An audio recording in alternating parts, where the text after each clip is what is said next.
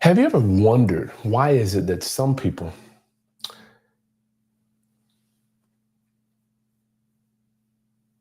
one second, have you ever wondered why is it that some people continuously buy real estate year after year after year after year?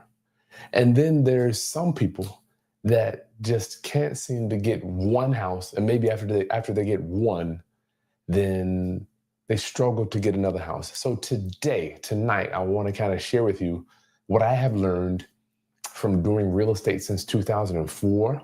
And I want to help you understand how to protect yourself if you're putting money into real estate and how this financing thing works. Because what I have noticed is that there are those that are informed about this stuff, and then there's those that are not informed. So I want you to be one of the few, good God, one of the few. And let me know. I got this new mic thing going on. I want to make sure that it's clean. Please, somebody in the chat, let me know. Give me your name, where you're from. Give me a name, where you're from. Make sure my mic is doing well. And I want to make sure that everybody, so what happened to me, and y'all, please keep your boy. I am Chris Haskins, and my mission is to raise your financial literacy through real estate investing and entrepreneurship. And from time to time, I have to ask you for your prayers. First of all, thank you for your support. I live in an amazing life. Thank you. But I am human. And I got some news today which helps me to keep serving y'all. One of my very, very good friends, I've been knowing the guy for 30 years, was diagnosed with ALS disease. It's aka Lou Gehrig's disease. Hey, Roxanne, please, can somebody let me know if my mic's okay? I got this new microphone system I'm trying to work out here. Lou Gehrig's disease. If anybody has had a loved one or a friend get diagnosed with this, and I'm sorry, y'all, I'm taking a few minutes. This is the first time I'm speaking this. I just found out about it a few hours ago. A friend of mine was falling. I didn't even know he was falling. And he's been in the hospital the last few days, right? And I just got a call from his son talking about my dad's been in the hospital. I'm like, what are we doing in the hospital? I just saw the guy. And a couple hours later, I got a call back saying that he had, my name is Roxanne. Okay, cool, Roxanne. Can you let me know if my mic, can somebody let me know if this microphone's good? He says, my dad has ACL. I'm like, ACL? Sounds like I've heard of that, but I didn't know what it was. Then I go research it. ALS. I'm not even going to pretend to try to pronounce that. But Lou Gehrig's disease is actually where your body starts to break, the nerves break down. And then the muscles break down to where you actually can't even use your muscles to do anything. And I was researching it for hours today, watching videos on YouTube and reading all these articles, but all these horror stories. So I'm asking y'all for your prayers for your boy. I'm not even going through it, my friend. Prayer for him. Let's just call him Mr. P. I don't want to blow him up. It's working good. Okay, cool, Glenda. Thank you. Prayers for my friend. I guess I'll ask prayers for me too as I go through this, trying to comprehend. As I'm listening to this new news that I got, I'm like, helps me figure out what's important out here, y'all. What is important? And I want us to all understand, including me. I don't want grown men to leave this planet and say the only thing I want to be remembered by is that I love Jesus. Okay. And I'm not mad if you love Jesus. I love Jesus, right? But I don't want that to be the only thing. Can we please build something and leave it for the next generation instead of debt? I'm telling you, I buy houses. I bought 4 houses this month, right? Let's see, did any of them? No horrible situations in this one. Let me see, 1, 2. No, nothing horrible. But I'm just asking y'all for your prayers for me, for my friend, because I'm here. I'm going live tonight because my family is not here. My wife and kids are all the way, so I get to hang out with y'all by myself tonight. So what we're talking about tonight, y'all, we're talking about putting money into real estate. This is AKA called private money. Private money. But tonight is not necessarily about becoming a private money lender. It is not necessarily about you going to borrow money. What I wanted to do was kind of craft a message this evening that would help people that have money get into a real estate deal, right? Or if you have money, you want to go out there and possibly loan it out to somebody else, right? So a lot of us, so what brings me here tonight is I've got a therapist. I see her every Tuesday at 11 o'clock, right? That's my therapy time. And IG, if you got IG, I see you over there. And I was telling my therapist how I just loaned this guy $65,000. And so I was telling her the story, how it came about, and she goes, Chris, you crazy. I wouldn't loan nobody that much money. Why would you do? And we talked and talked. So I came to the realization that my community, my culture, has no idea how to protect themselves if they do happen to have some money they want to get working in the real estate deal, right? So I want to demystify, how do I protect myself when I'm out there loaning money to people? You might have some money you want to loan to somebody else or partner up with them and get into a real estate transaction. That is my goal. That is my goal. So there are 5 things you must have. 5.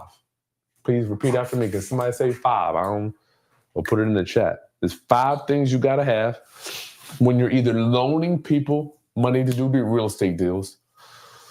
Somebody put in the chat 5. I want to see a 5. Either you're loaning money to people to do real estate deals, or you're actually buying a piece of real estate for yourself you're putting in, or you're partnering up with people to do real estate and you're putting in some money. Thank you, Ernesto. Thank you. Y'all pray for your boy. I'm struggling tonight. I thought I was going to have a great night going live and just be having a ball and partying. And now I found out my friends, I don't even know what Lou Gehrig's. Who is Lou Gehrig? I don't even know who he is. I guess he's an old athlete or something. There are 5 things you must do. 5 things. Now, the reason we're able to buy a bunch of houses and get people to finance our real estate deals is because we give them more security. We give them more than what we ask for, right? So one of the principles, a universal principle is the more you give to people. That's why my YouTube channel is 150,000 plus, whatever, because I'm constantly doing what? Giving. I'm constantly giving, y'all. And what I've learned is there's a principle to the universe that if you give so much, the key will open for you and things will just automatically fall out of the sky for you. But you got to learn how to be a good servant. What is it all for? New York. Okay, baseball player. Oh, cool. My favorite sport. The only sport I watch, baseball. Any other, just a bunch of dudes playing with balls, right?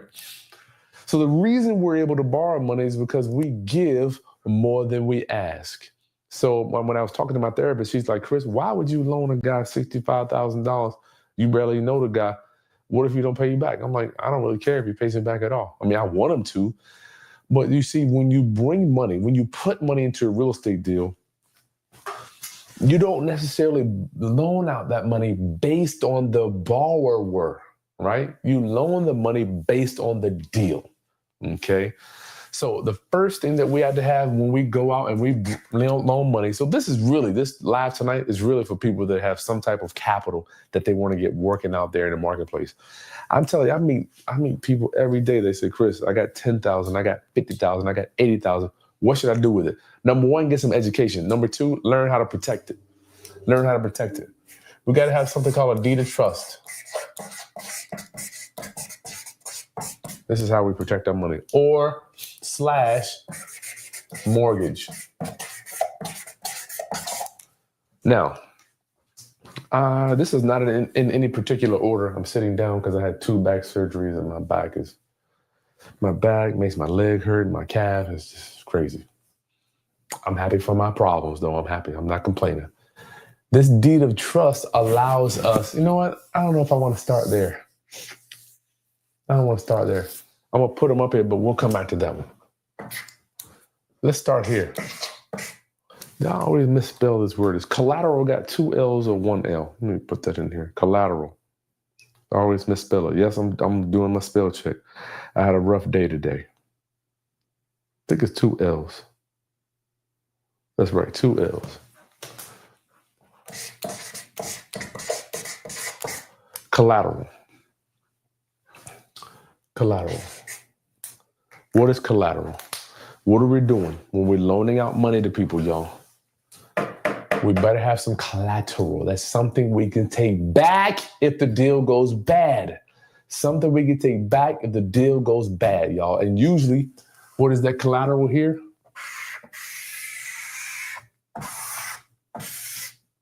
It's going to be a building, right? The reason we can loan out a bunch of money, the reason I have no problem loaning $65,000 to this guy the other day is because I have a piece of beautiful collateral, okay? And if he doesn't pay me back, what do I get to do? I get to unobstructable take that property back, y'all. All right, so this should be number one, collateral. Now, the next thing you need to make sure is when you're loaning out money, you need to have some equity in this collateral. Well, what does that mean, Chris? That means I don't want you loaning out more than 60 to 70% of the property's value. What does that look like? I'm glad you asked. So from here, let's say that here is going to be 70% of the value. And then from here to here is another 30. Y'all with me? So when we loan out money or we borrow money from people, we don't want to borrow more than 70% because the 30% is going to be your profit. It's going to be your realtor fee, your closing costs. Sometimes it might be some of your repairs. I'm not quite sure. But when you do, these are the reasons. These are the 5 reasons why I don't have problem loaning money to anybody, because I've got collateral and I've got equity into the property that we're loaning the money on, y'all.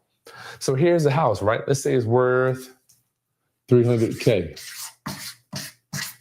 All right. My loan is not going to be more than 70 or 40. What's that?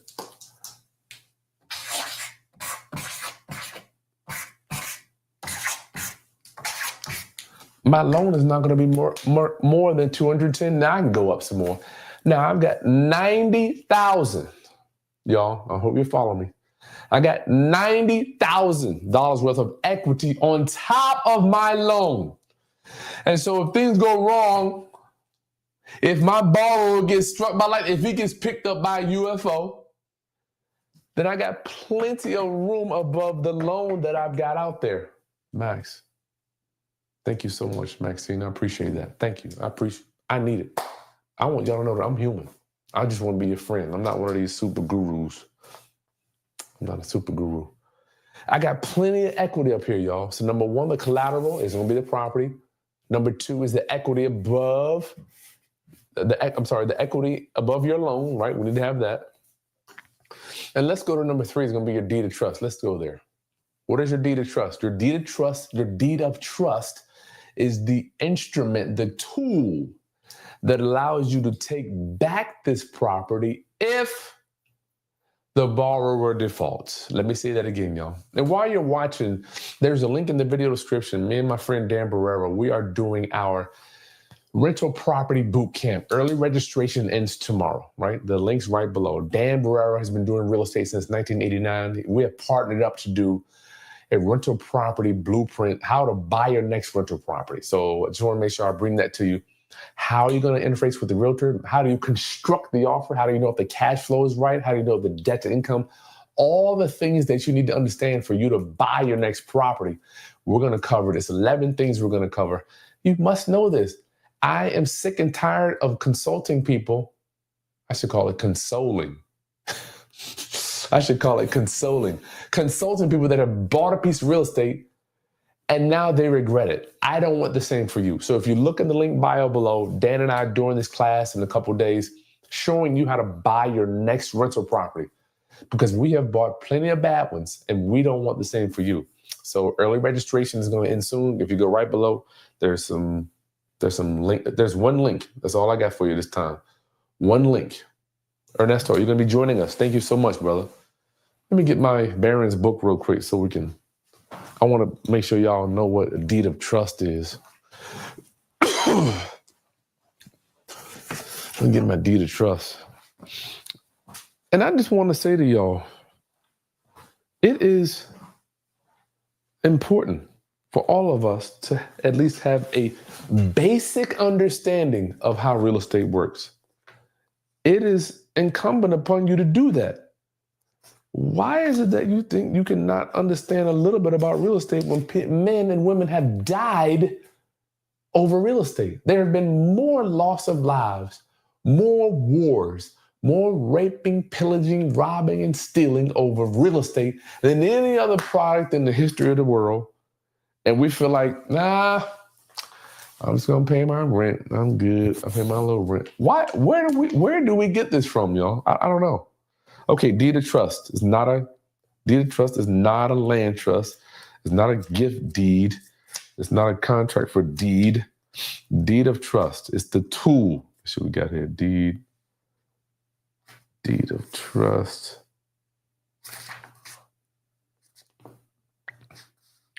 Come on, Baron. Where you at? Deed of trust. All right. Darn, this is small. Okay, you ready, y'all? Deed of trust right here. I should have put these in order. Number 1, 2, 3. A deed of trust is an instrument, we already said that, used in many states in lieu of a mortgage. Legal title to the property is vested in one or more trustees to secure the repayment of a loan. For example, you loan $210,000 to do this deal. The borrower doesn't pay. Your deed of trust is recorded as a lien against the property. You get to go in and unobstructable take that property back. Now, the borrower might file bankruptcy and fight you at it tooth and nail, but at the end of the day, you can take that property back, okay? So let me number these how I want this to be. We got collateral, number 1, equity, number 2, deed of trust, number 3, 4. Promissory note. This is why I love real estate. It is so simple, but not easy. You better have your ducks in a row. This is why I have no problem bringing big money. Just today, I'm spending $325,000. I borrowed $180,000. I borrowed $160,000. Anyway, I want you to be a person of big decision. That's what I want for you. Now, I'm not saying that you aren't already. You might be. But let's talk about some decisions. What are these decisions? Not necessarily what pair of shoes you're going to wear. Not necessarily what outfit you're going to wear this weekend. Not necessarily, am I going to go to the casino? What car am I going to buy? I'm talking about big decisions. Some decisions that are going to make some impact on the community and yourself. Now, buying real estate is just one, but what I'm doing right now is in my opinion, is a big decision. I'm taking time out of my life. I could be in there reading, doing something else. Big decision. We have created a body of work on my channel, right? Just for you guys. So I want all of us to have big decisions. Okay, so next is promissory note. Promissory note outlines all the terms on the money that you're loaning to this people. Let's see if I got that here. Prom, possession. See if I got my Barron's book will help me out with that one. PRO, PRM, promissory note. Thank y'all for your patience tonight. Promissory note. You know it's in here. A promise to pay a specified sum to a specified person under specified terms. Darn, that's pretty high level. So once you have the collateral is the house. Number 2 is the equity above the loan that you're putting out. I need some equity here. You see what happened to me back in 2007, 8, 9? I did start doing lending a little bit, but I had loaned way up here. And when the market shifted on me, guess who was all out with the draws hanging out to dry? Your boy. I lost a bunch of money. So this is going to outline all the terms. What's the interest rate? What is the time frame to pay it back? How many points you're going to charge? How much are you loaning them? Who's the borrower? Who's the lender? Right? So this is the document that you need that's going to say, blah, blah, blah, blah, blah, all this stuff. Now, there's another one you can use. It's called a joint venture agreement, which I don't want to get into that tonight. That's another whole video. But you can do a joint venture, and you can record that against the property if you're dealing with people that you're not just necessarily loaning money to. All right. Hope you guys are getting this. And you can put some questions in the chat too. We'll get it. We'll get you the questions in a minute. Number 5, last but not least, insurance. You best to have some insurance. What's going to happen to you, your little loan here, if this house completely burns down, right? This is why I love real estate. You can insure, you can hedge the risk against anything happening to it. If it gets vandalized, I got insurance. If it burns down, boom, I can get paid. If somebody crashes into it, they can write a check. If a UFO comes by, beams the house up into outer space, you covered. So I wanted to do this video today because I don't know, man. I think when I was talking about therapy, she was so shocked of me loaning money. She's like, Chris, that's because you understand real estate. Average people don't know how to. I'm like, you know what, dude? Let's change that right now, today. And I can only put my best foot forward to change it for all of us, right? So when I loan the guy money, I've got collateral. I can drive to the property. I can touch it. In fact, I was there today. Well, I can show you the video. I walked through the house, a new construction house. Next thing I got is equity. The house we're doing is worth $315. I'm only loaning out $65. Well, he's probably gonna need some more, but got a lot of money in it too. The next thing I got was a deed of trust or mortgage. So if he stops paying, I can take the property back. You see, there's something interesting about that word take. I can take it. We have to take our freedom. We have to take the property because no one can stop me, right? That's what you call having some power. And the power structure has put these things in place to protect who? The people with the money, y'all. The power structure has put this in place for us. Number 4, promissory note. What are the terms? How much you're borrowing? When, who, all the players involved. Number 5, insurance. Hedge against the risk. Hedge, y'all. So when you're out there, when I go to bed at night, I know I've got these insurance policies. I want to make sure that we're so clear with this. I don't worry about whether my real estate is going to burn down. I got policies on all my rental property. Now, yes, one could argue that the insurance companies are getting over and you might not have ever had a claim and all that stuff. But as we age, we want to have something called a soft pillow. When I go to bed at night, am I going to be worried about saving a few dollars or having a soft pillow on my bed? I need to sleep at night, y'all. I'm almost 50, right? I need to make sure that I can sleep at night. So when you get out there to loan money to somebody like me, and if you have some capital, I'd be more than happy to put into, we've got 4 deals going on right now. I'm more than happy to put it into one of those. If you have money to loan to investors, please have this stuff right here. Take a screenshot, rewind this video, because I promise you, I do consultations or consolations. Is that a different way to say it? I say consolations. People loan money to somebody. I'm like, okay, tell me about the security you got. What security? Okay, well, tell me about the collateral.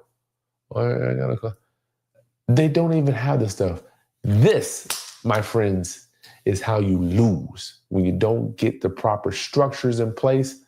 And all you got to do is follow the 5 rules. It's really not that easy. And when people ask you to loan them money or bring money to a deal and they don't have this stuff, it's nothing personal. I'm just not interested in doing the deal. Don't even holler at me if you ain't got this. You see, what I see is people want to borrow. This is what I see. They want to borrow up to here, 90%. And I'm like, okay, all right, Ron, what happens if the market goes down a little bit? I didn't think about that. Well, the market's still strong. And what happens if, so it's only 10% equity left. What happens if you got to pay more realtor fees or if you have to hold it longer than we expected to. And that's how we're able to borrow more money. We give our lenders a huge chunk of equity on the deal. This is the secret. This is how I'm able to buy real estate month after month after month after month. I don't ask my lenders to loan me 90% of real estate. I ask them to be down here at 70%. So they too can have, what is it? The soft pillow, y'all. I want everybody involved to have a soft pillow. I'm willing to take most of the risk because I've built in this equity on the purchase. I've built in the equity. So we have purchased the real estate, what? Below market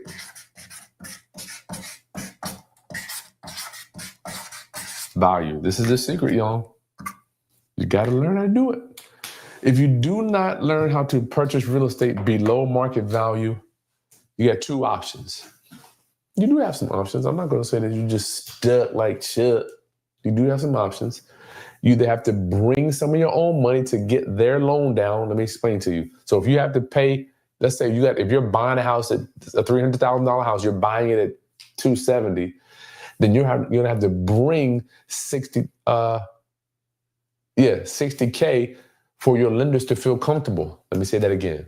If you're buying a $300,000 house, you're buying it for $280,000, then you're going to have to bring, what's the 80 and 10? You have to bring $70,000 of your own money to make your lenders comfortable. But what master real estate investors do is we buy a $300,000 house for $170,000, and then we put the work into it. So that is the skill set we got to learn.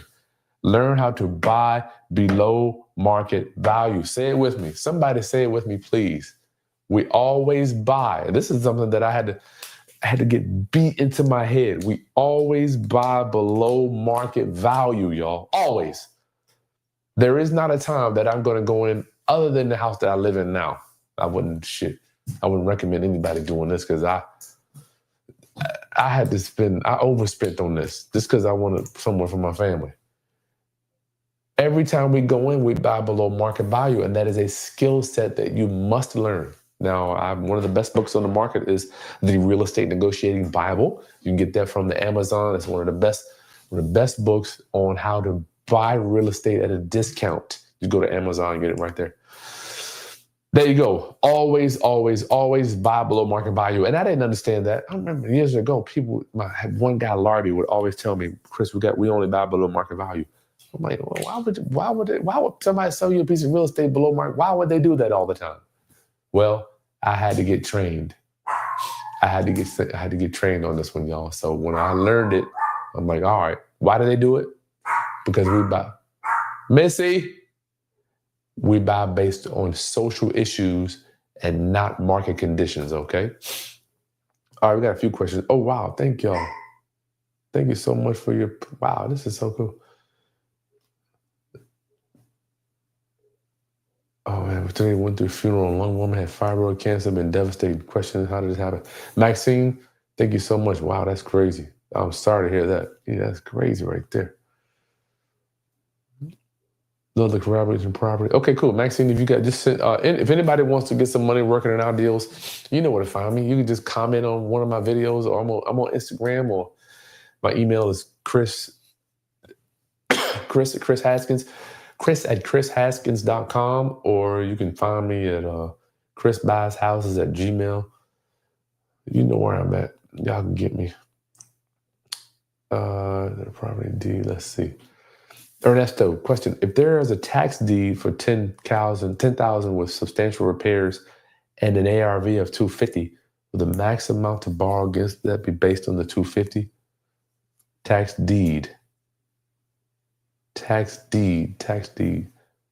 Okay, they owe $10,000 on the taxes. Substantial repairs. To be base. Yeah, that's cool. You can do that. So let's say we're gonna change this number here. Let's say the house is worth $250. They only owe $10,000 on those taxes. Let's say it takes another $100 to do that. That's gonna put you at $110. Yeah, you still got about $100 left. Yeah, I'm not mad at that, Ernesto. I'm not mad at that. Keith, what's going on, buddy? What's going on, Maxine? How to best take equity out of a property for people with bad credit to enable someone to remortgage? Only way we take equity out with somebody that got bad credit is going to be with private lenders. Let me tell you what I did. I had all my rental property. I made people's IRAs my banks. So we borrow money. If you've got an IRA, it's called a self-directed 401k or a self-directed Roth IRA. So you can make those IRA accounts your banks. I would do that because I don't necessarily use my credit. My credit's okay, but all the money, I have to say 90% of the money we use to do flips comes from ordinary people. Regular mas and pas are the ones that are financing my real estate career, y'all. Why? Why do people, they're constantly throwing money at us? Because I'm buying at a steep discount. And if something happens to me, what do they get? The house. They get the house back. So it's not, when you loan money or you bring money, if you do it this way to a real estate deal, there is no such thing as winning or losing. Especially if you're the lender. The lender will win either way. It's just which one is first. Let me give you an example. So let's say the deal goes all the way through good. You loan out $200,000, you get your 8% in 8 months. You made whatever that is, $5,000. Boom, you made it. Let's say everything goes all to hell. And the borrower, I get hit by a bus, struck by lightning, and then you got to go take the house back and sell it. Boom, you get your money plus whatever interest, you get to tag that on at the foreclosure auction. So lenders is not like you're going to win, whether you win or lose, it's which way you win first. All right, now one might take longer than the other, but this is why I want us to understand when I talk to my therapist, like, how can you be nervous about loaning money to somebody on a house? We get the deed if it's screwed up, right? But we have to know what we're looking for. Okay, so that's all I got for you, Roundup. It is an honor. Make sure you get registered. There's a link right there in the video description, the show notes below. The rental property blueprint is going on this weekend. We're going to show you how to construct an offer, how to estimate repairs, what to look for in a rental property, where should you buy. The construct and present the offer is the biggest thing. 11 steps that we're going to show you to buy your next rental property. Dan and I are going to go live with that. And it's such an honor to work with you. And I'll see you on the next video. All right, peace.